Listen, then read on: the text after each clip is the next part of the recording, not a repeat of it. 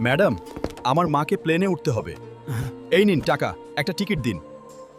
এই টাকায় টিকিট তো দূরের কথা, এয়ারপোর্টে এক কাপ চাও পাবি না। ভিখারি, তোকে ভেতরে ঢুকতে কে দিয়েছে? তুমি আমাকে আর আমার মাকে অপমান করেছো। আমি একদিন এই এয়ারপোর্ট কিনে ফেলবো। আমি তো বলে দিলাম, কিন্তু টাকা আসবে কোথা থেকে রে? কি 100 কোটি টাকা?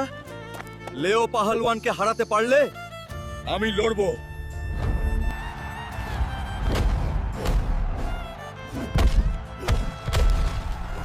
বন্ধুরা, তাড়াতাড়ি লাইক আর সাবস্ক্রাইব করো, তাহলেই আমি শক্তি পাবো।